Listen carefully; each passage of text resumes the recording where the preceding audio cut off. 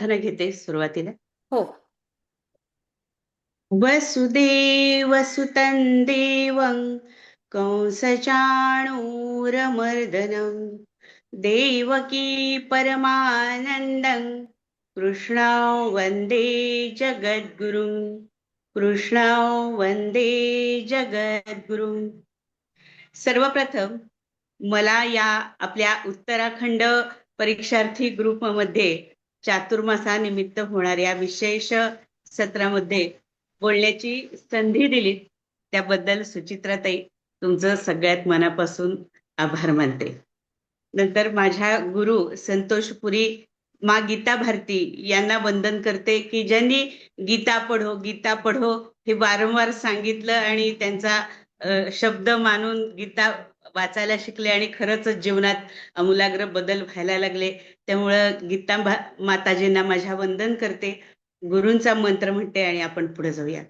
गुरुर्ब्रह्मा गुरुर्विष्णू गुरुर्देवो महेश्वरा गुरु साक्षात परब्रह्मा तस्मै श्री गुरुवे नमः. तस्मै श्री गुरुवे नमः. श्रीमद भगवद गीता विश्वरूप दर्शन अध्याय 11 हा आजचा आपला विषय आहे. त्याबद्दल बोलण्यापूर्वी थोडस आपण सर्वजणी गीतेचा अभ्यास करत आहोत, परंतु आपला सर्वजणींचा अंतिम हेतू हाच असेल की परीक्षा वगैरे सगळं काही ठीक आहे, परंतु माझा हा हिंदू धर्मग्रंथ गेली कित्येक वर्षे हा माझ्या घरात आहे. मग तो कुणीतरी भेट दिलेला आहे म्हणून आहे, किंवा माझ्या आजा सासऱ्यांच्या पासून आमच्या घरात गीतेची पूजा होत असती बरं का, देवघरात आमच्या हा ग्रंथ आहे म्हणून, पण तो मला कधीतरी एकदा काढून वाचायचा आहे बरं का, असंही मनात असेल. किंवा अगदी सहज रस्त्यात चालता चालता ती इस्कॉनची माणसं असतात आणि 50 रुपयाला घ्या म्हणतात, इतका छान चकचकीत मस्त चित्र असलेला ग्रंथ असतो आणि 50 रुपयात मिळतो, चला घेऊया 50, तर 50 बघू कधी वाचायचे तेव्हा वाचू, असं म्हणू नका होईना घेतलेला असतो. आणि मग असं करता करता तो ग्रंथ वाचण्याची आपल्या जीवनामध्ये एक वेळ येऊन ठेपलेली आहे. आपण हा भगवद्गीता ग्रंथ वाचायला शिकता उच्चार करायला शिकता आता समजून घ्यायला लागलेलो आहोत. आणि समजून घेताना तो इतका छान असा सोपा वाटला, तरी तरी पण त्यातली काही शब्द इतके असे अवघड आहेत ना, की कर्म अकर्म विकर्म भौतिक अधिभौतिक वगैरे असे काही काही जड जड शब्द त्या दुसऱ्या तिसऱ्या चौथ्या अध्यायामध्ये यायला लागले की असं वाटतं की आता मेंदू काम करायचं बंद होत आहे, आता द्यावं काही काही सोडून. पण भगवंतांनी सांगितलेलं आहे 12व्या अध्यायात की अभ्यास योगेन ततो मामिच्छप्तुं धनंजय. अभ्यासाच्या योगाने धनंजया तू माझी प्राप्ती करून घेशील. पुन्हा पुन्हा पुन्हा पुन्हा तोच अभ्यास कर आणि तुला माझी प्राप्ती निश्चित होईल.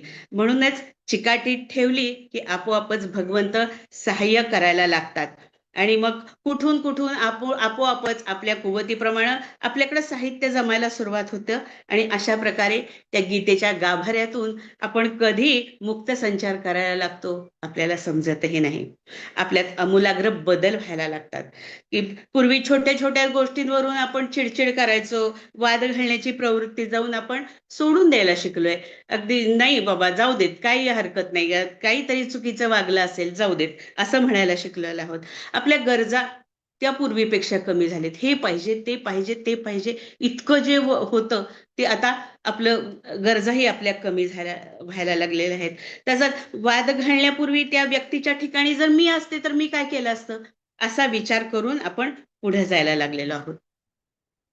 तर रामायण आणि महाभारत हे दोन आपले राष्ट्रीय ग्रंथ आहेत. पैकी महाभारत त्याच्यामध्ये भीष्म पर्वामध्ये ही भगवद्गीता भगवंतांनी श्रीकृष्णांनी अर्जुनाला सांगितली आहे. समोर रणांगणावर युद्ध उभं ठाकलेलं आहे. कौरवांचे 11 तर पांडवांचे 7 औक्षणी सैन्य युद्धासाठी सज्ज झालेले आहे. त्यांची व्यूहरचना झालेली आहे. सगळे रणांगणात हजर आहेत. आणि हा अर्जुन म्हणतो काय भगवंतांना, की जरा मधिरथ घ्या बघू, कोण कोण त्या दुर्योधन जिंकावा म्हणून कोण कोण इथं उतरलेले आहेत ते जरा मला एकदा बघायचंच. आम्ही धर्माची आमची बाजू असताना आम्हाला सोडून एवढं सैन्य त्यांच्याकडे काय करताय हे जरा मला बघायचंच आहे.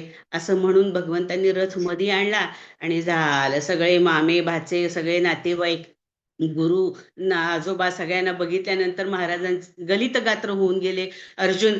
आणि मग तिथून बाबा नको गलित गात्र होऊ, युद्ध कर वगैरे सांगण्याच्या दृष्टिकोनातून भगवंतांनी त्याला उपदेश करायला सुरुवात केली काय, आणि ही भगवद्गीता सांगितलेली काय. धन्य धन्य तो गीता ग्रंथ, की वेद ज्या परमात्म्याचा जयघोष करतात व कितीही जयघोष केला, समजून घेण्याचा प्रयत्न केला तरी तो प्रत्यक्ष जेवढा आहे त्यापेक्षा सुद्धा आकळलेला नाही. असा तो साक्षात परमपिता परमात्मा भगवान विष्णू स्वमुखाने ही भगवद्गीता सांगत आहे, की 184 योनी फिरून आल्यानंतर प्राप्त झालेला हा मनुष्य जन्म कसा व्यतीत करावा व प्रभुचरणांची प्राप्ती करून घ्यावी याचं ज्ञान या गीतेमध्ये सांगितलेले आहे. आता 11व्या अध्यायामध्ये भगवंत अर्जुनाला स्वतःच विश्वरूप दर्शन दाखवत आहेत. हे विश्व म्हणजेच मी कसा आहे, नुसतं विश्वरूप विश्वरूप वगैरे सगळं ठीक आहे, माझं सगळं आहे मी एवढा आहे तेवढा आहे हे सांगणं वेगळं, आणि प्रत्यक्ष तो गुलाबजाम म्हणजे साखर आहे, अमकं आहे तमकं आहे, खवा आहे, सगळं सांगणं वेगळं आणि प्रत्यक्ष तो खाणं वेगळं. तसा हा प्रकार इथं झालेला आहे. देवा मला ते विश्वरूप एकदा दाखवच. म्हणून अर्जुन त्यांना विचारतोय. अर्जुन उवाच मदनुग्रहाय परमं गुह्यमध्यात्म संज्ञितं यत्त्वयोक्तं वचस्तेन मोहोऽयं विगतो मम. अर्जुन म्हणाला, देवा मी मोहग्रस्त झालो होतो त्यावेळी, पहिल्या अध्यायाच्या वेळी माझा मोह नष्ट करण्यासाठी तुम्ही अध्यात्म नावाचं अत्यंत गोपनीय असं ज्ञान मला सांगितलं आणि माझा मोह पूर्णपणे नष्ट झाला. मीपणा गेला, माझ्या अज्ञानाचा समूळ नाश झाला. हे कमलाच्या पाकळीप्रमाणे डोळे असणाऱ्या सर्व भूतांची चराचर सृष्टीची उत्पत्ती व विनाश तुझ्या सत्तेने कसा होतो हे तुझ्याच मुखातून स्पष्टपणे ऐकलं आहे. तसंच तुझ्या अपार ऐश्वर्याबद्दल सुद्धा सर्व काही मला समजलं आहे. नुकताच 10व्या अध्यायामध्ये विभूती योगामध्ये भगवंताचं ऐश्वर्य सांगितलेलं आहे, तर त्याबद्दलही मला कळलं आहे. तुझ्या अविनाशीपणाचं महात्म्य समजलेलं आहे आणि तुझ्या कृपेच्या प्रसादाने मी मोहरून निघालेलो आहे. परंतु देवा मला जे मागायचं आहे ते मागताना संकोच वाटतोय. काय करू? म्हणजे आता भारीतलं काहीतरी मागायचंय आणि आईकडे आलंय लेकरू, आणि मग किती लाडीगोडी लावतं माहितीये, ही आई देणार नाही पण मला तर पाहिजे. मग किती आई ग, किती तू छान आहे, तू कशी छान स्वयंपाक करती, तू काय काय मला कसं देती, माझं किती लाड करतीस, असं सगळी मक्षाली करून हळूच आपल्याला पाहिजे ती वस्तू आईकडनं काढून घ्यायची, पैसे मागून घ्यायचे आणि ती वस्तू जाऊन आणायची. अगदी हा आईच्या आणि लेकराच्या नात्यातला हाच प्रकार इथं चाललेला आहे. देवा मला जे मागायचं आहे ते मागताना संकोच वाटत आहे, परंतु तू आई आणि मी लेकरू, माझा हा प्रेमळ हट्ट तुझ्याशिवाय पुरवणार तरी कोण, म्हणून आता मागूनच टाकतो. हे देवा तू तुझ्या स्वरूपाचं जसं वर्णन केलंस ते तसंच प्रत्यक्ष आहे, परंतु हे ईश्वरा, हे पुरुषोत्तमा, त्या ईश्वरी स्वरूपाचं प्रत्यक्ष दर्शन घेण्याची माझी इच्छा आहे. म्हणजे कसं सांगू का, त्या स्वरूपापासून तुम्ही अवतार धारण करता, ज्या ज्या स्वरूपापासून तुम्ही अवतार धारण करता, म्हणजे ते नाही का, ते 10 अवतार घेतले, मत्स्य कूर्म वराह श्रीराम श्रीराम कृष्ण, हे जे सगळे अवतार आपण धारण केलेले आहेत ते मूळचं रूप तुमचं कसं आहे हे मला पाहायचं आहे. आणि योगीजन संतजन जे रूप डोळ्यात हृदयात साठवतात, भक्तजन ज्या रूपाच्या प्रेमाने वेडे होतात, भान विसरतात, असं ते मूळ रूप मला पाहण्याची इच्छा आहे देवा. आणि हे देवा ते रूप पाहणं मला शक्य आहे असं तुम्हाला वाटत असलं तर दाखवा बरं का, नाहीतर तसं काही माझा आग्रह नाहीये की मला ते रूप दाखवायचं म्हणून. आणि असं देवानी म्हणेपर्यंत, अर्जुनाने म्हणेपर्यंत तो देव तरी किती कृपाळू. अरे देवा, तुम्ही एवढे कृपाळू आहात, प्रेमळ आहात, आणि आम्हा भक्तांसाठी तुम्ही तर प्रत्येक वेळी धावून येताच. भक्तांनी हाक मारली, द्रौपदीने हाक मारली, धावून आलात. हत्तीने हाक मारली पाण्यामध्ये, मगराने पाय पकडला त्यावेळी धावून आलात. केव्हा केव्हा म्हणून नाही, तुम्ही धावून आलात, भक्तांच्या हाकेला धावून येतात. पण राक्षस, त्या राक्षसांना सुद्धा त्यांनी उत्मात केला, म्हणून त्यांना मारून टाकल्यानंतर त्या राक्षसांचा सुद्धा तुम्ही उद्धार करता. एवढे तुम्ही दयाळू, प्रेमळ आहात. ते कंस, चाणूर, अघासूर, पुतना राक्षसेन, शंकासूर, नरकासूर, अशा कित्येक राक्षसांना तुम्ही मारलं आणि लगोलग त्यांचा उद्धारही केला. की आजही तुमचं नाव घेतलं की ओघानी त्यांचं, तुमच्या पराक्रमाच्या गाथा सांगताना ओघानी त्यांचं नाव हे येतच. म्हणजे मागायचंय तर स्तुती आधी कशी करून भगवंतांची, मग ते विश्वरूप बघायला मागायचंय, तर तेवढी स्तुती ही तेवढी बळकट पाहिजे. हेच जर आपल्या बाबतीत जर घडलं असतं की काहीतरी मागायचंय आपल्याला, किंवा विश्वरूप दर्शन दाखवा म्हणून अर्जुनाने असं डायरेक्ट भगवंतांना म्हणाला, मला हे विश्वरूप दर्शन दाखवाल का देवा? माझी योग्यता असेल तर मला दाखवता का? हे जर आपण अगदी एखाद्या आपल्या नातेवाईकांच्या घरी गेलो, अगदी जवळचे नातेवाईक आहेत, आणि त्यांच्या घरी गेलो आणि त्यांना म्हटलं की ताई, तुमची जरा तिजोरी उघडून दाखवा हो, काय काय ते हिऱ्याचे वगैरे दागिने ठेवलेले आहेत, तुमचे काही पैसे नोटा वगैरे भरपूर तुमचा इन्कम आहे म्हणे, तर तुमच्या तिजोरीमध्ये भरपूर पैसे असतात म्हणून मला कळले, आणि तुमचं साड्यांचंही कलेक्शन भारी भारी आहे, तर अशा प्रकारे सगळं तुमच्या त्या कपाटामध्ये काय काय जे जे छान छान सगळं आहे, जरा एकदा उघडून दाखवता का? आपण काय करू? पहिल्यांदा असे डोळे वटारून बघू त्यांच्याकडं, आणि नंतर काय काय उरकू ते आपण आपल्या मनातच त्याचा विचार केलेला बरा, की मला सुचणार पण नाही इतकं इतकं आपण काही काही उरकू त्यातलं. पण हा कृपाळू परमात्मा यानं काय केलं, लगेच झालं, मला तुमचं रूप दाखवता का, असं म्हणेपर्यंत अर्जुनानं ते रूप पाहण्याची इच्छा व्यक्त केली.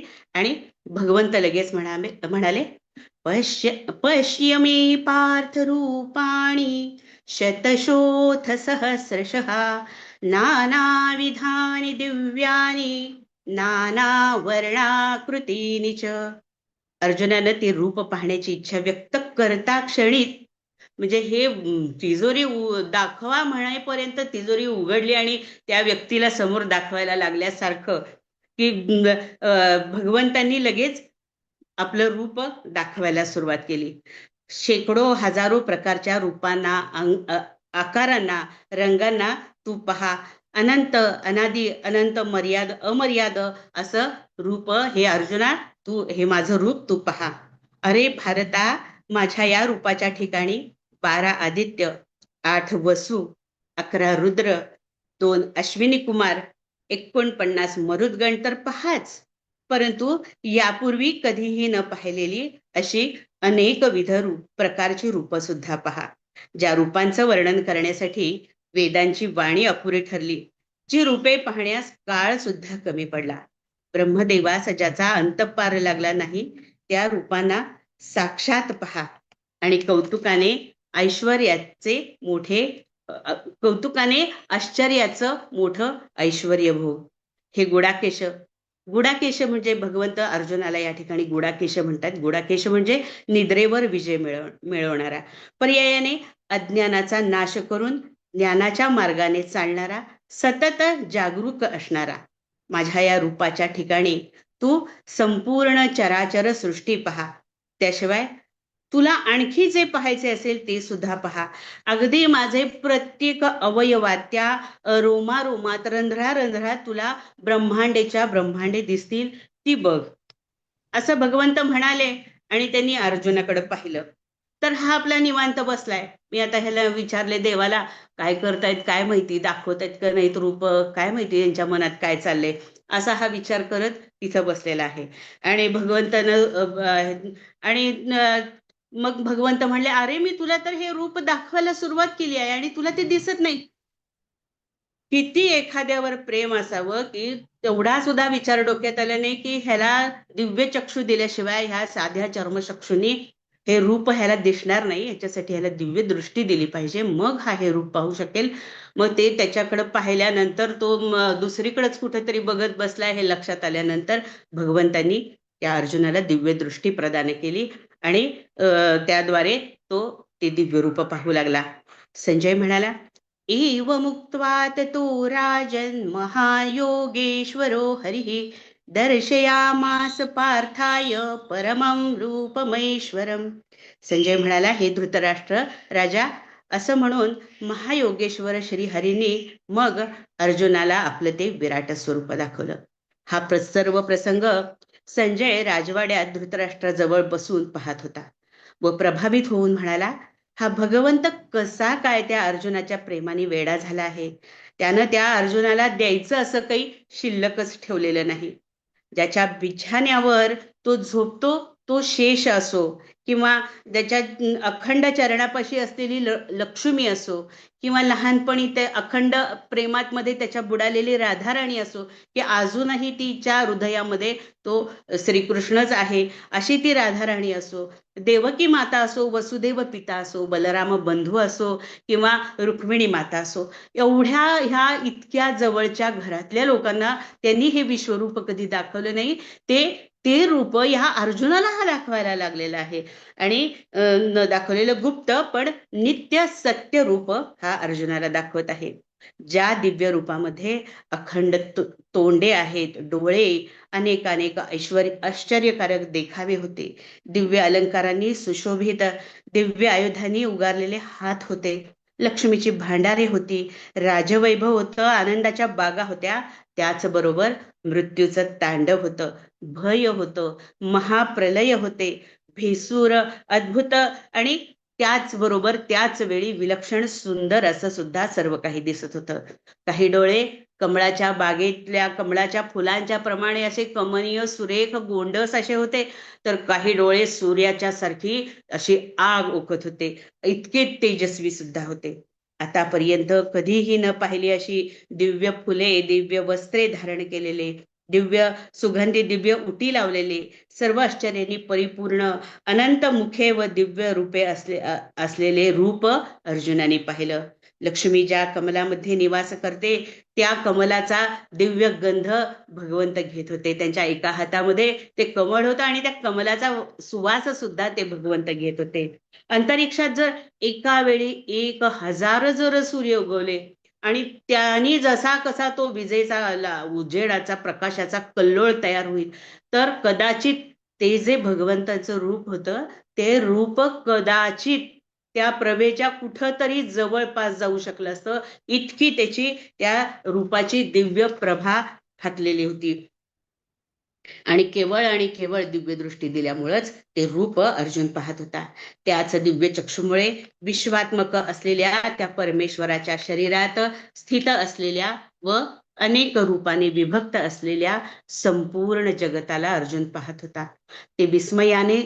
तेव्हा विस्मयाने रोमांचित झालेला अर्जुन देवाला साष्टांग प्रणिपात करून अंतर्यामी सुखाच्या लहरी दाटून आलेला, डोळ्यातून आनंदाचे अश्रू ओसंडून वाहत आहेत असा अष्टसात्विक भाव जागृत झालेला अर्जुन म्हणाला, पश्यामि देवांस्तव देवतेः सर्वांस्तथा भूत विशेष संघान ब्रह्माणमीशं कमलासनस्थं मृषेश्च सर्वानुरगांश्च दिव्यान.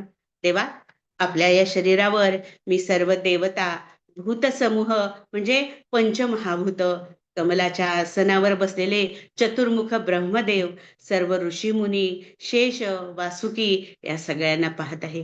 जणू काही एखादा पर्वत किंवा दर्यामध्ये जनावरांचे कळप दिसतात ना, आपण जर डोंगरावरून जर आपली गाडी निघालेली असेल तर त्याच्यामध्ये कसे दिसतात ते कळप चाललेले, मेंढपाळ घेऊन चाललेले ते कळप पाहतो ना, किंवा एखाद्या पर्वत किंवा दरीमध्ये जनावरांचे कळप दिसतात ना, तसे तुझ्या अंगावरती मला इंद्र, चंद्र, सूर्य लोकांचे कळप मला दिसत आहेत. एखाद्या वृक्षावर पक्ष्यांची अनेक घरटी दिसतात ना, तसं मला ते ग्रहगण दिसत आहेत देवा. एखादं लहान मूल जर जत्रेत गेल्यावर कसं गोंधळून जातं, इकडं इकडं खेळणी, तिकडं खेळणी, खाऊची पण दुकानं आणि फटाकडे पण आणि किती काय काय, तर ते कसं गोंधळून जातं आणि विविध वस्तू पाहिल्यानंतर पळत पळत आईकडे येतं आणि म्हणतं, आई मी चिमणी पाहिली, आई मी पोपट पण पाहिला, मला शिट्टी पण घ्यायची आहे आणि ते ढोल मी पाहिले, तसं ती खाऊच्या दुकानामध्ये जिलेबी आहे ती पण मला पाहिजे, मला फुगा पण पाहिजे. असं असं ते छोटस मूल कसं काय घेऊन काय नको असं त्याला इतकं होतं. तसं अगदी तसा भाव त्या अर्जुनाचा झालेला आहे आणि भावविभोर होऊन तो भगवंतांना म्हणाला, हे विश्वेश्वरा, हे विश्वरूपा, अनेक बाहू, उदरे, मुखे, नेत्र असलेले अनंत रूप युक्त रूप मी पाहत आहे. आणि देवा, मला त्या त्याचा आदी अंत मध्य हे कुठं आहे ते समजतच नाहीये. तुमचं खरं रूप, खरं वय काय पाहू जाता असं वाटतं, तुमचे अनुष्ठान तुम्ही स्वतःच आहात. तुम्ही अनंत आहात, अनादी आहात, अनादी आहात आणि कोठून उत्पन्न झाला हे तर काही समजतच नाही. तुमचे रूप कशासारखे आहे देवा? तर ते तुमच्याच सारखे आहे. तरी सुद्धा आमच्यासारख्या भक्तांच्या प्रेमास्थव अनुग्रह करण्याच्या निमित्ताने तुम्ही सगुण रूपात येतात. हा देवा तुमचा मोठेपणाच आहे. मुकुट, गदा, सुदर्शन चक्र धारण करणारा, तेजांच्या राशी असलेला व ज्यांचे तेज सर्वत्र पसरलेला आहे.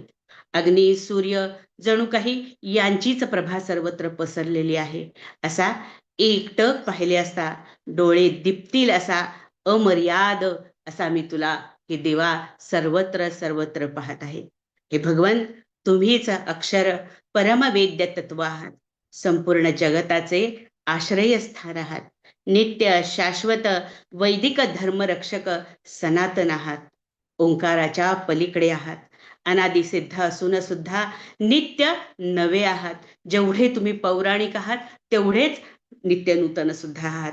आदी मध्य अंत नसलेले अमर्याद वीर्यवान म्हणजे पराक्रमी, अनेक बाहुयुक्त, चंद्र सूर्य रूपी डोळे असलेला, धगधगत्या अग्नीप्रमाणे तेजपुंज मुख असलेले व त्या तेजाने संपूर्ण विश्व तप्त करणारे तुम्ही परब्रह्म आहात. चंद्ररूपी एका डोळ्यामध्ये शांती आहे, तर सूर्यरूपी दुसऱ्या डोळ्याने क्रोध अग्नीचा वर्षाव तुम्ही सहज सहज दाखवत आहात. पेटलेल्या प्रलय अग्नीचा उजेड कसा लालसर पिवळा असा पेटलेल्या अग्नीचा उजेड पडतो ना, तसा तो तुमच्या चेहऱ्यावर दिसत आहे. व त्यातच संहारक अशी जी, म्हणजे इकडे हे सौंदर्य सुद्धा दिसतंय आणि आता तिथं संहारक अशी, इकडे लक्ष गेलं थोडस तर तिथं काहीतरी वेगळंच चालू आहे. तिथं संहारक अशी जीभ दाढात चाटत चाटत दातांच्या मध्ये लोळत आहे.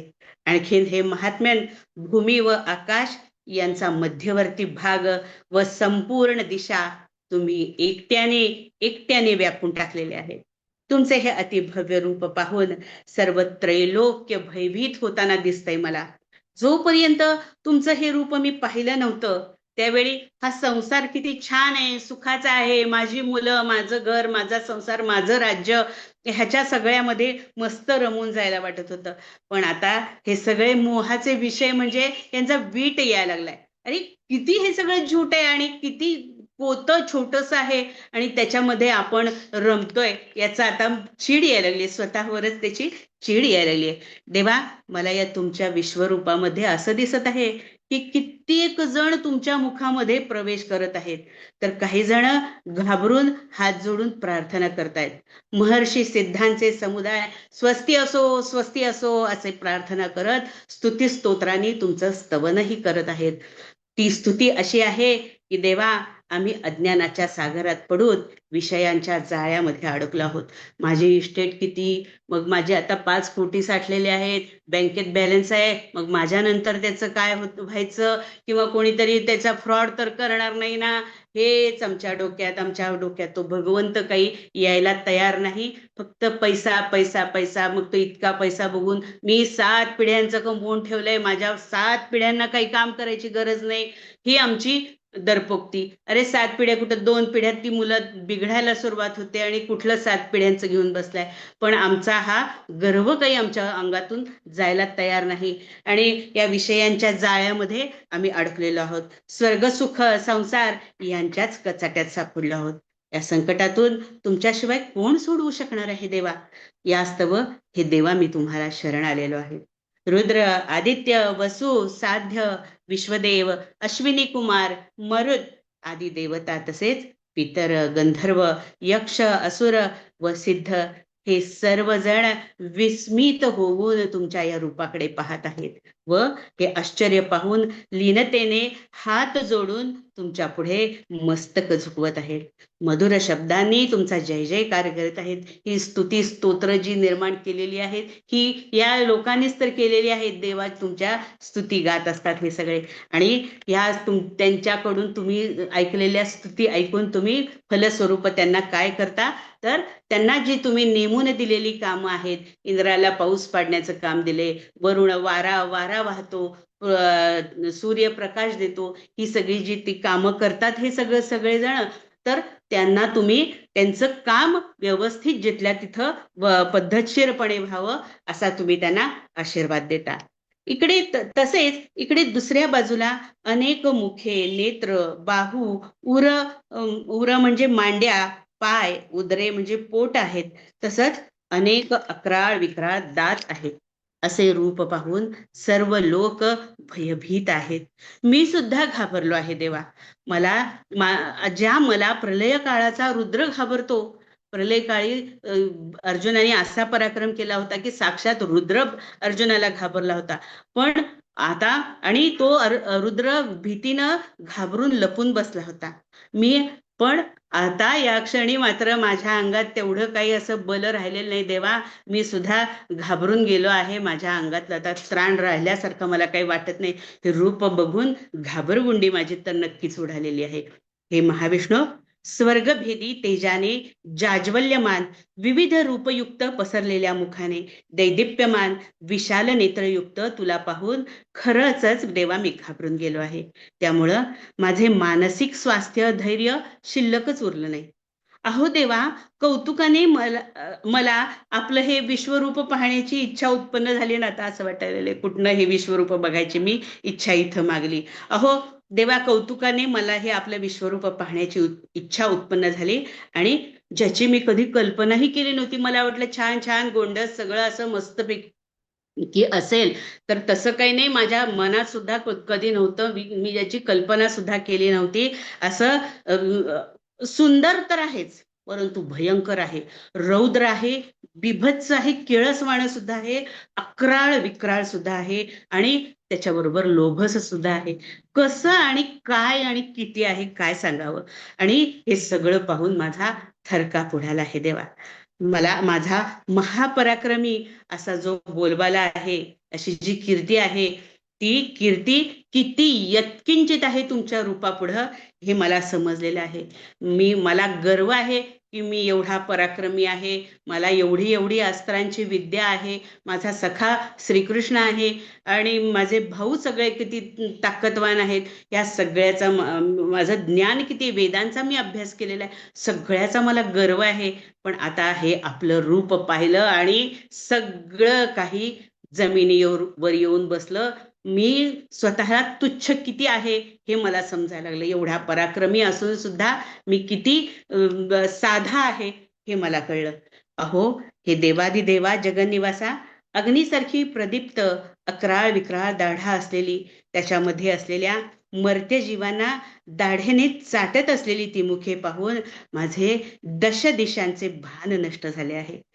सुख मनाची प्रसन्नता तर सोडाच, पण भीती वाटायला लागली आहे.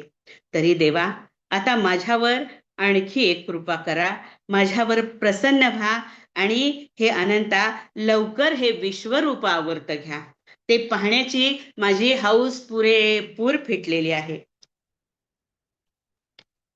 हे प्रभो, धृतराष्ट्राचे सर्व पुत्र, सर्व राजे भीष्म, द्रोण, तसेच हा कर्ण, आमच्या बाजूने युद्ध करणारे सर्व प्रमुख योद्धे, सर्वजण तुमच्या मुखाच्या ठिकाणी एकदम असे प्रवेश करताना मला दिसत आहेत. आणि हत्ती, घोडे यांचे समूहाच्या समूह तुम्ही एका घासात नष्ट करत आहात. पायदळाच्या झुंडीच्या झुंडी तुमच्या मुखामध्ये चाललेल्या आहेत. महाभयानक काळाच्या तोंडी कोट्यावधी अशी तुम्ही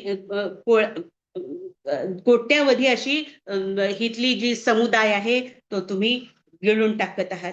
भीष्मासारखा पुण्यवान आत्मा, शौर्यशाली पराक्रमी दुसरा कोण आहे? द्रोणाचार्य गुरु, सूर्यपुत्र कर्ण, एवढे महापराक्रमी दातृत्ववान, पण एका जिभेच्या चपाट्याने तुम्ही त्यांचा नाश केलेला आहे देवा. देवा, हे आणि असे अनेक योद्धे दाढांनी विक्राळ अशा भयंकर मुखामध्ये पटापट जात आहेत. कित्येक दातांच्या फटीमध्ये अडकलेले आहेत, तर कित्येकांच्या मस्तकांचा चुराडा झालेला आहे. तर तलवार, चिलखत, धनुष्य, बाणा सकट योद्धे तुमच्या मुखामध्ये चाललेले आहेत. सर्व दोन्ही बाजूंचे सैन्य आपल्या मुखाच्या ठिकाणी नाहीसे होत आहे. सृष्टीचे निर्माते ना आपण. जेवढं हे निर्मितीचं दृश्य मनोहर, तेवढंच हे मृत्यूचं तांडव सुद्धा भयंकर आहे. तेव्हा इथे जन्म झाला, त्याचा मृत्यू हा निश्चित आहे. परंतु मधल्या काळामध्ये जो आपला कर्माचा लेखाजोखा असतो तो उत्तमच असायला हवा, हे मला आता नक्कीच कळलेलं आहे.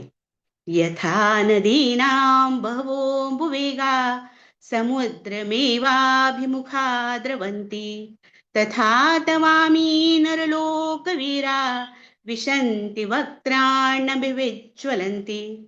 हे प्रभो, जसे नद्यांचे मोठे मोठे प्रवाह समुद्राकडे धाव घेतात ना, तसे हे मृत्यूलोकीचे वीर तुमच्या मुखाच्या ठिकाणी शिरत असलेले मला दिसत आहेत. किंवा जंगलामध्ये वणवा भडकलेला असतो आणि त्या अग्नीमध्ये नाश पावण्यासाठी म्हणून पतंग नावाचे किडे ते कसे वेगाने पटापटा येऊन त्यात पडतात, तसे हे इथले युद्धभूमीचे वीर मला दिसत आहेत की ते तुमच्या मुखामध्ये पटापटा येऊन पडत आहेत. आणि तो वणवा म्हणजे तर ही आमच्या मानवांची एक सगळ्यात मोठं अग्नीचं स्वरूप पाहिलेलं हे आमच्या डोळ्यांना दिसतं ते. पण प्रत्यक्ष तुमच्या मुखामधला जो वणवा आहे तो तर अतिभयंकरच आहे. आणि भगवंता, हे सर्व बाजूंनी पेटलेल्या सर्व मुखांनी सर्व लोकांना गट्ट करून वरती तुमचं पोट भरलेलंच नाहीये.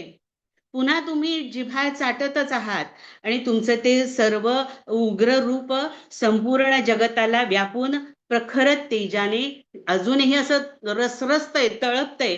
आणि हे देवा, आपण सर्व जगताला व्यापणारे परम आत्मा आहात. असे मग असे प्राणघातक का बरं ठरता आहात? कृपा करा देवा. हे देवा, तुम्हाला प्रणाम असो. आता घाबरगुंडी उडालेली आहे आणि आता विनंती चालली आहे की आता हे सगळं बघितले मी आणि आता तुम्ही आहेत तसेच आम्हाला दिसू देत बाबा. हे देवा, तुम्हाला प्रणाम करतो. तुम्ही प्रसन्न व्हावे. हे असं उग्र रूप धारण केलेले तुम्ही कोण आहात हे मला सांगा बरं. तुम्ही सर्वांचे आदी आहात. त्या तुम्हाला विशेषत्वाने जाणण्याची मी इच्छा करतो. तुमचा हेतू काय आहे? हे सगळं तुम्ही हे जे निर्माण केलंय आणि हे पुन्हा तुम्ही विनाशही करता, ह्याच्या मागे तुमचा हेतू काय आहे तेही मला कळत नाहीये. कृपा करा देवा, कृपा करा.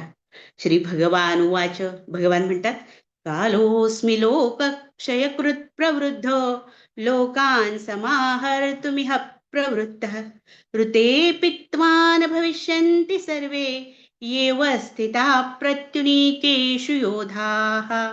भगवान म्हणाले, जगाचा नाश करणारा तो काळ मी आहे आणि या ठिकाणी प्राण्यांचा नाश संहार करण्यासाठी मी आत्ता या युद्धभूमीवर प्रवृत्त झालो आहे. इथं उतरलो आहे मी प्रत्यक्ष युद्धभूमीवर. काळ या ज्या दुष्टांचा नाश करण्यासाठी.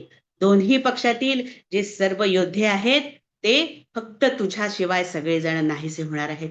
की ते जमलेले योद्धे आपल्या वीरतेच्या बळावर आपल्या शौर्याचं वर्णन करत आहेत.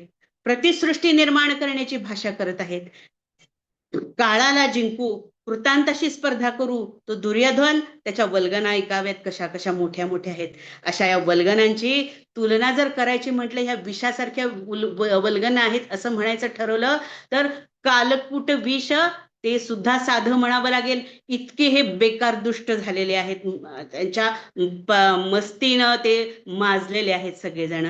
कालकूट विषाच्या बरोबर याची तुलना करायची ठरवलं तर कालकूट विषाला सुद्धा मधुर म्हणावं लागेल, इतके हे गर्वानं फुगलेले आहेत. परंतु माझ्या पुढं यांचा एकाचाही टिकाव लागणार नाही. म्हणून हे अर्जुना, तू उठ, यश मिळव आणि शत्रूला जिंकून सर्व राज्याचा उपभोग घे.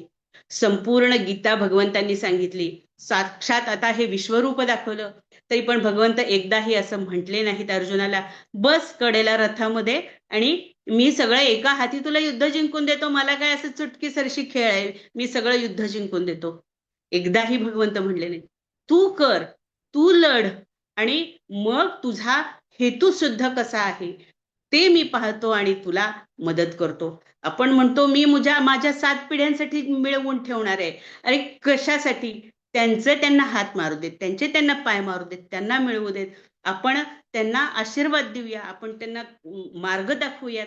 पण त्यांना जिंकून मदत कशाला करायची? त्यांना त्यांची कृती, स्वतःचं पोट भरण्याची तरी वृत्ती त्यांच्या हातून होऊ देत स्वतःची. आपण त्यांना ती मदत नाही करायची. आपण त्यांना आशीर्वाद द्यायचा म्हणजे काय करायचं, तर आपण त्यांना सांगायचं इथं योग्य मार्ग कुठला आहे, इथं कुठं खड्डा आहे, इथं कसा पडशील, तर तू अशा मार्गाने गेलास तर तू छान पोचशील, हे हे सांगायचं. म्हणून हे अर्जुना, उठ, यश मिळव आणि शत्रूला जिंकून सर्व राज्याचा उपभोग घे. आम्ही आधीच मारला आहे, तू फक्त निमित्त पण कृती कर. तू निमित्त मात्र हो आणि यांना मार. प्रत्यक्ष आज सुद्धा आपल्या जीवनात अशी स्थिती येते, आपला हेतू, कृती, विचार शुद्ध असतात, तेव्हा परमात्मा परमेश्वर आपल्यासाठी धावून येत असतात.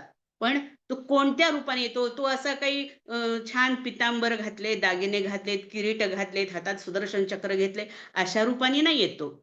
अशा रूपाने आले तर आपली घाबरगुंडीच उडून जाणार आहे. काय मागायचं हेच लक्षात येणार नाही.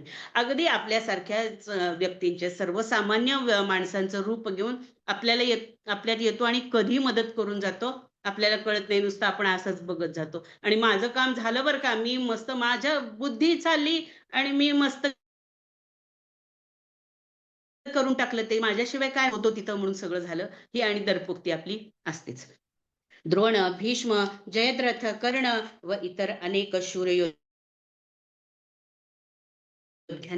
वध करवाना मी आधीच मारला आहे. घाबरू नकोस, युद्ध कर.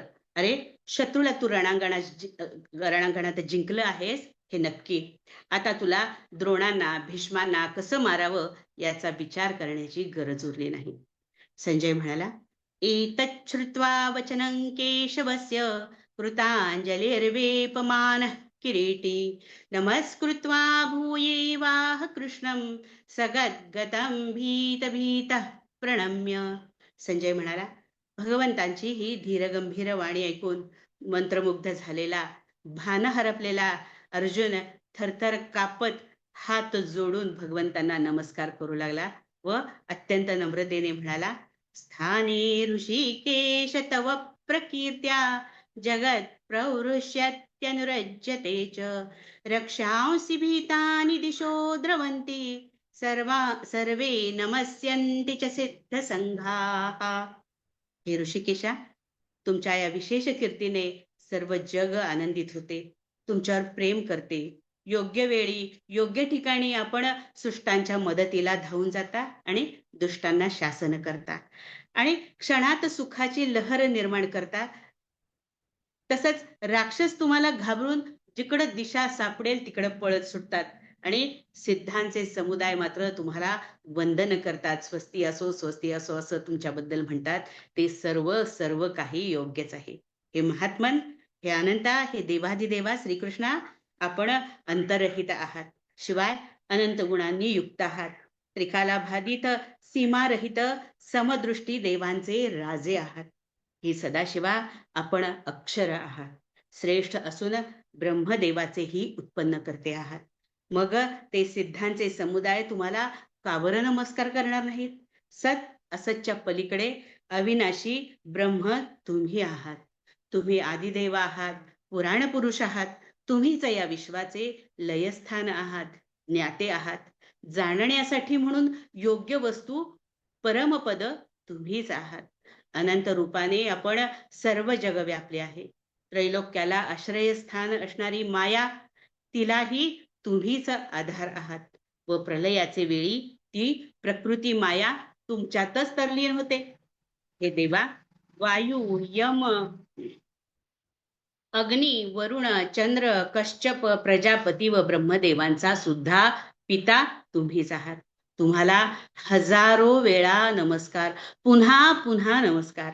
हे सर्व रूप परम ईश्वरा तुम्हाला सर्व समोरून, मागून आणि सर्व बाजूनी कुठं बघल तिथं तर तुम्हीच तर दिसताय. इथं मला दुसरं काही दिसतच नाहीये. तुम्हीच तर दिसत आहात. मग सर्व बाजूनी सगळीकडे तुम्हीच आहात. जे जे काही म्हणून दिसत आहे आणि दिसतही नाही ते सर्व काही त्या ठिकाणी तुम्ही आहात. एकीकडे पाहावं तर तुमचं छान रूप आहे, दुसरीकडे पाहावं तर अकराळ विक्राळ रूप आहे. आणि असे असे तुम्ही सर्व व्यापलेले आहात. म्हणून सर्व सर्व आहात.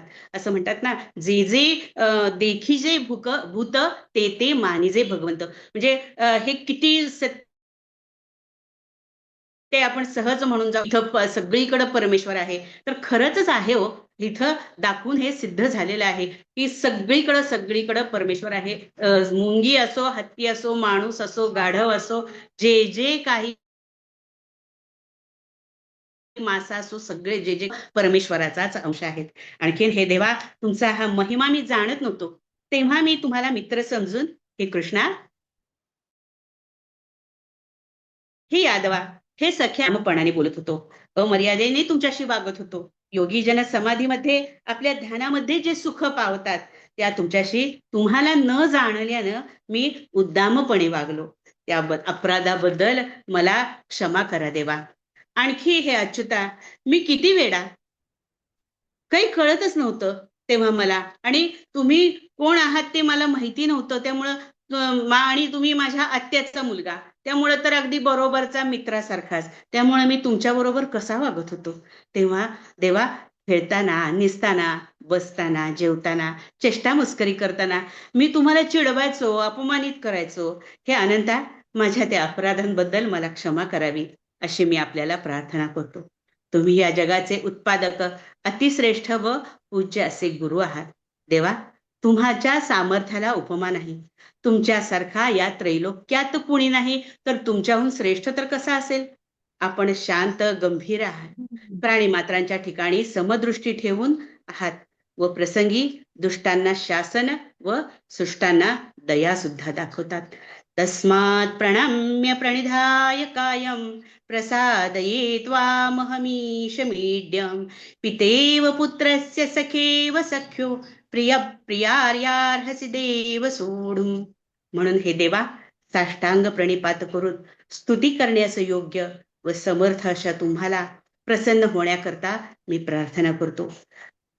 ज्याप्रमाणे पिता आपल्या पुत्राचे, मित्र आपल्या मित्राचे आणि पती आपल्या प्रिय पत्नीचे अपराध सहन करतो, त्यांना क्षमा करतो, अगदी त्याप्रमाणे तुम्ही माझ्यासाठी आहात. करिता माझ्या अपराधांची मला क्षमा करा देवा, अशी मी तुम्हाला प्रार्थना करतो. हे देवादी देवा, जगन्निवासा, पूर्वी कधीही न पाहिलेलं असं विश्वरूप पाहून मला आनंद झाला आहे. आणि दुसरीकडे भयाने मन व्याकुळ सुद्धा झालं आहे. विश्वरूप पाहण्याचा आपणाजवळ हट्ट केला, तोही तुम्ही पुरा केलात. परंतु या रूपाचा पसारा पाहता तो माझ्या मनबुद्धीच्या पलीकडचा विषय आहे. आता सहज तुमच्या बरोबर बोलावं म्हटलं तर तुमच्या कोणत्या रूपाशी बोलू. तुमच्या मुखाकडे पाहू तर कोणत्या मुखाकडे पाहू. तुमच्या डोळ्यात पाहून बोलू तर तुमच्या डोळ्यात कुठल्या डोळ्याकडे पाहून बोलू. केवढं ते प्रचंड रूप आहे. शिवाय त्या संहारक ते त्यातलं जर ते संहाराचं कुठलं जर दृश्य समोर आलं तर भीतीने बोबडीच वळून जाते. एखादं छान दृश्य आलं तर ठीक आहे, काहीतरी गप्पा मारण्याचं मूड तर येईल. पण ते जर सगळेजण मुखामध्ये चाललेले आहेत, सगळे ते चावताय त्यांना, आणि सगळं हे असं जर विचित्र पाहिलं तर काय बोबडीच वळते. म्हणजे आता हे काय सगळं वेगळंच झालेलं आहे. करीता हे देवा, प्रसन्न व्हा, प्रसन्न व्हा. आणि आता तुमचं ते पूर्वीचं रूप मला परत दाखवा. किरीटिनैं गदिनैं चक्रहस्त मिच्छामि त्वा दृष्टमहं तथैव तेनैव रूपेण चतुर्भुजेन सहस्रबाहो भव विश्वमूर्ते. हे सहस्रबाहो, हे विश्वमूर्ते, तुम्हास आता मुकुट घातलेले, हातात गदा, बोटामध्ये सुदर्शन चक्र घेतलेले पहावे असे मला वाटत आहे. म्हणून देवा, पुन्हा त्या चतुर्भुज रूपात दर्शन द्यावे अशी मी आपल्याला विनंती करतो. भगवान म्हणाले, मया प्रसन्नेन तवार्जुनेदं रूपं परं दर्शितमात्मयोगात तेजोमयं विश्वमनंतमाद्यं यन्मे त्वदन्येन न दृष्टपूर्वम्. श्री भगवान म्हणाले, अर्जुना, अरे हे माझं सर्व व्यापक अपार सर्वांचं मूळ व उत्कृष्ट असं रूप माझ्या योग सामर्थ्यानं मी फक्त तुला दाखवलं आहे. तुझ्या यापूर्वी दुसरं ते कुणीही पाहिलेलं नाही. जेव्हा मी प्रसन्न होतो तेव्हा माझ्या भक्तांना मी माझं सर्वस्व अर्पण करतो. आणि तुझ्याबद्दल तर माझ्या मनात प्रेमाचं एवढं भरतं येतं की माझी प्रसन्नता सुद्धा वेडावली जाते. व म्हणून मी तुला हा विश्वरूप दर्शनाचा पसारा दाखवला आहे. हे स्वरूप ज्ञान तेजाने भरलेले विश्वव्यापक अनंत अढळ असून सर्वाचा आरंभ आहे. याच रूपापासून राम, कृष्ण, परशुराम, वामन, बली, मत्स्य, कूर्म, परशुराम इत्यादी अवतार धारण केले जातात. हे कुरुश्रेष्ठा, या मृत्यूलोकी तुझ्याशिवाय दुसऱ्या कुणाला सुद्धा अशा प्रकारचं माझं विश्वरूप वेदांच्या अध्ययनाने, दानाने, कर्माच्या अध्ययनाने, तसंच उग्र तपाच्या आचरणाने सुद्धा दृष्टीस पडत नाही बरं. आणि या संपूर्ण जगात ध्यान संपत्तीला असा तू एकटाच योग्य आहेस. किंबहुना ब्रह्मदेवाला सुद्धा हे रूप दुर्लभ आहे. म्हणून हे अर्जुना, माझं हे रूप पाहून घाबरू नकोस आणि गोंधळून सुद्धा जाऊ नकोस. भय सोड आणि पुन्हा हे रूप नीट पहा. या विश्वरूपाचं ऐश्वर्य समोर असताना असा घाबरतोस कशाला? मूळ माझ्या स्वरूपाला सोडून या चतुर्भुज सावलीची, म्हणजे माझा हा फोटो आहे, हा मूळचा मी नाही, मूळचा हा तुझ्या समोर आता आहे, हा माझा फोटो आहे. चतुर्भुज सावलीची कशाला इच्छा धरतोयस? जरी हे माझं रूप अकराळ विक्राळ भयंकर असलं तरी लोभस आणि विलोभनीय नवनिर्मितीचा आनंद देणारं सुद्धा आहेच की. नक्कीच तुझं मन या विश्वरूपाच्या ठिकाणीच ठेव, त्याच्यावरची श्रद्धा ढळू देऊ नकोस. एवढं झाल्यानंतर संजय मधी म्हणाला, इत्यर्जुना वासुदेवस्तथोक्त्वा स्वकं रूपं दर्शयामास भूयः आश्वासयामास च भीतमेनं भूत्वा पुनः सौम्य वपुर्महात्मा. संजय म्हणाला, भगवान वासुदेवानी याप्रमाणे भाषण करून पुन्हा आपलं ते सौम्य रूप अर्जुनास दाखवता झाला आणि त्या घाबरलेल्या अर्जुनास सौम्य रूपाने पुन्हा धीर दिला. आपल्या शिष्यासाठी एवढं प्रेम देणारा गुरु कुठं असेल? परंतु भगवंताचे अर्जुनावरील प्रेम काही औरच. आपल्या गुरूंच्या या कृपेने सौम्यनाचे या जगताचे मिथ्यत्व प्रपंच ज्ञान नाहीसे होऊन तो शुद्ध परब्रह्म जाणता झाला. दृष्ट्वेदं मानुषं रूपं तव सौम्यं जनार्दन इदानीमस्मि स्थितः प्रकृतिं गतः. देवा, अर्जुन म्हणाला, देवा, तुमचं हे सौम्य रूप पाहून, मानव रूप पाहून आता मी सावध होऊन माझं मन पूर्वीप्रमाणे शांत, माझं मन पण शांत झालेलं आहे. भगवान म्हणाले, अर्जुना, तू माझं हे रूप अवलोकन केलंस ते दृष्टीस पडणं अतिशय कठीण आहे. या स्वरूपाच्या दर्शनाची देव सुद्धा नेहमी इच्छा करतात. ते रूप तू प्रत्यक्ष पाहिले आहेस. हे शत्रुंजया, माझं विश्वरूप जाणण्याला, पाहण्याला व तद्रूप होण्याला एकमेव अनन्य भक्ती हेच साधन आहे. माझं परमात्म्यापासून ते मुंगीपर्यंत जे जे काही आहे ते ते सर्व ईश्वर स्वरूप आहे. हे ज्ञान होताच माझे दर्शनही होतेच होते. असा साक्षात्कार झाल्यावर जन्म मरणाची येरझार संपते, द्वैतभाव संपतो व साधक मजरूप होतो.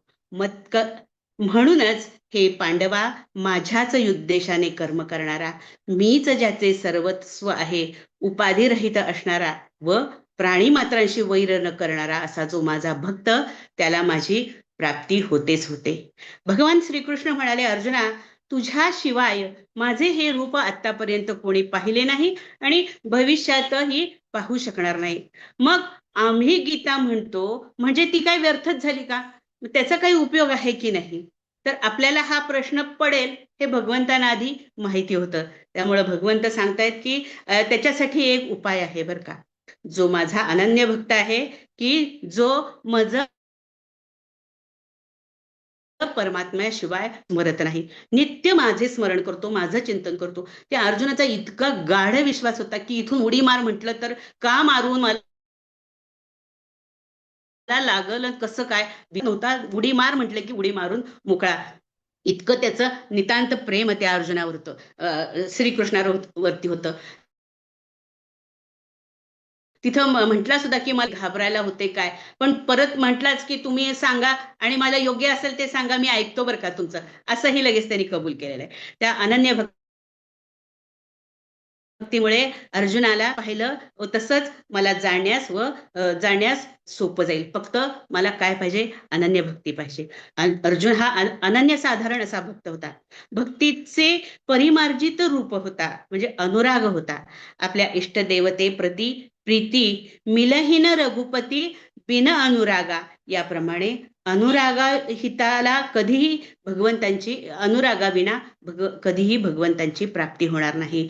हे म्हणून तप, दान इत्यादी पुण्यापेक्षा सुद्धा अनुराग अनुरागयुक्त भक्तीने मी प्रसन्न होतो. मला साधं 9व्या अध्यायामध्ये मी सांगितलेलं आहे, मला साधं पान, फूल, फळ, पाणी हे सुद्धा चालतं. पण हे सर्व काय आहे, तर मीच सृष्टीमध्ये हे निर्माण केलेलं आहे आणि तेच तुम्ही आणून मला वाहणार. मग तुमचं मला काय दिलं? तर मला तुमची ही निष्काम भक्ती मला द्या, मी तुम्हाला प्रसन्न होईन. अशा पद्धतीनं या ठिकाणी भगवद्गीतेतील विश्वरूप दर्शन योग नावाचा 11वा अध्याय पूर्ण झाला. ओम श्री कृष्णार्पणमस्तु. खूप सुंदर वर्णन, खूप छान. खूप छान सांगितलं ताई. हा. बोलायला जवळ विश्वरूप दर्शन दाखवलं ताईंनी. बोला बोला. ताईंनी विश्वरूप दर्शन दाखवलं म्हटलं आपल्यालाही. हो, पूर्ण विश्वरूप दर्शन दाखवलं. खरंच सगळं डोळ्यासमोर येऊ लागलं सगळं असं. हो. खूपच सुंदर सांगितलं. त्यांची लिहिण्याची आणि वाचून दाखवण्याची शैली खूपच सुंदर आहे. आवाज परत विशेष म्हणजे छान आहे. छान आहे, सगळं छान आहे. त्या दिसायला किती सुंदर आहेत. भाषा किती सुंदर आहे ताई तुमची. भाषा शैली अगदी सुरेख आहे, शब्दांची मांडणी पण अतिशय सुरेख आहे. आणि मुख्य म्हणजे अर्जुनाने ते सख्य कसं प्राप्त केलं, तो एक आदर्श आपल्या डोळ्यासमोर ठेवावा. त्या दृष्टिकोनातनं तुम्ही इतकं सुंदर सांगितलं, ज्ञानेश्वरीच्या अंगाने हे सगळं डोळ्यासमोर उभं राहत होतं. खूप खूप धन्यवाद ताई. जय श्रीकृष्ण. खूप खूप धन्यवाद. तर ते खूप सुंदर सांगितलं. खरंच डोळ्यासमोर उभं राहत होतं सगळं चित्र असं. खूप सुंदर. तुम्ही चित्त मदत द्याल आणि येते सोडून न्याल. माऊलींनी असं सांगितलेलं, सगळं लक्ष माझ्याकडे द्या आणि गीता तुम्ही हे ठेवलेली आहे माझ्याकडे, आणि मग तिला सोडून नेण्यासाठी सगळं चित्त भक्ती सगळी द्यायची. आपण एखादी वस्तू कसं हे ठेवतो आणि त्याच्या बदली हे द्यायचं जामीनदार, तसं माऊलींनी सांगितलेलं आहे. तसं विश्वरूप दर्शनात भक्ती. आता भक्ती योगाचं शेवटचा श्लोक म्हणजे पुढच्या अध्यायाची लगेच तयारी आहे. 12व्या अध्यायाची भक्ती योगाची अशी साखळीच आहे एकमेकात. खूप छान सांगितलं ताई. ज्ञानेश्वरी पण सगळी उलगडून दाखवली, गीता उलगडून दाखवली. विद्यार्थी सर्व अध्याय जनक भाव आहेत. एक जन्य एक हो, जनक हो, आहे. हो, एक असं एकाच्या दुसरी. दुसरं याच्यात जात बरोबर आहे. आहे ना. तसं तसंच संगती लावलेली आहे त्यांनी. हो हो, साखळीचे सगळे.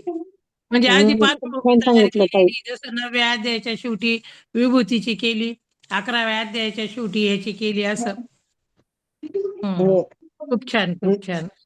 खूप सुंदर नीताताई, इतकं सुंदर सांगितलं. म्हणजे नेहमीच तुम्ही सांगता, रोजही क्लासमध्ये आम्ही ऐकतच असतो.